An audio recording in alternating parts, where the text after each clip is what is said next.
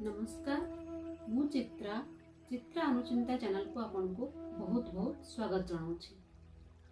मु आज आपण मानक पई पुणी किछि नुआ कथा नहीं आसीछि। आपण माने सुनंतु, भल लागिले लाइक करंतु एवं किछि मतामत जणाइबाकू चाहुथिले मते कमेंट बॉक्स रे लेखि जणांतु। तेबे चलंतु आज आरंभ करिबा आउ किछि नुआ जानिबा कथा। जीवन रे आपण माने बहुत लोकंक संगरे मिसी थिबे। बहुत टाइप रे भी लोक अछंती, बहुत प्रकार रो नुआ नुआ किस्म रो लोकंक आपण देखिबा को पाइबे।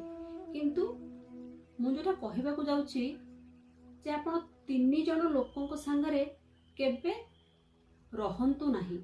प्रथम हेले मूर्ख लोक, जे मूर्ख आपण तांको पाखरे केबे रहंतु नाही। द्वितीय रे हला दुखी लोक, आपण दुखी लोकंक संगरे केबे रहंतु नाही।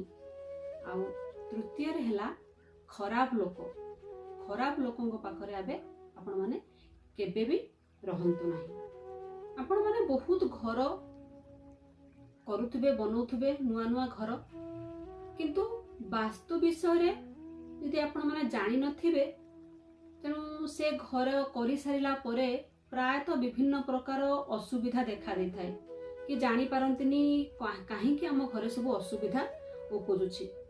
तेणु से आमको वास्तु विषय किसी जानिबा निहाती आवश्यक।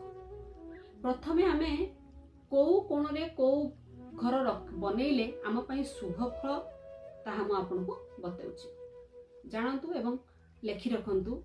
रोसई घरटा पूर्व दिगरे बनातु एवं जदि बेडरूम बनाउछंती बेडरूमटा आपनकर दक्षिण दिगरे हेले बहुत भलो। एवं जदि गाई गोरु अछंती तेबे तांको नागे जदि गुहाल भी बनेवार अछि तेबे ताहा आपण पश्चिम दिगरे बनांतु।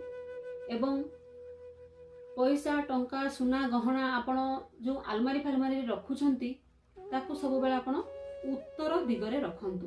तेबे सबु प्रकार वास्तु दोष खंडन होई थाए एवं घर प्रति कौनसी विपद पड़ी न थाए। भोजन करिबा बेले समस्ते गोटे हाथ तळे रखिकी खांती एवं भूमि ऊपर रखिकी खांती, नचे गोड़ ऊपर रखिकी खांती, जोटा कि आदो करिबा उचित नुह। सेटा करिबा द्वारा आमे जहा खाउछंती आम देह रे सेटा केबे लागेनी। सेथिपई कुहंती कि खाइबा बेले हमर हाथ भूमि ऊपर किंबा गोड़ ऊपर रहिबा अनुचित। आज पई एतिकी रखुछि। नमस्कार।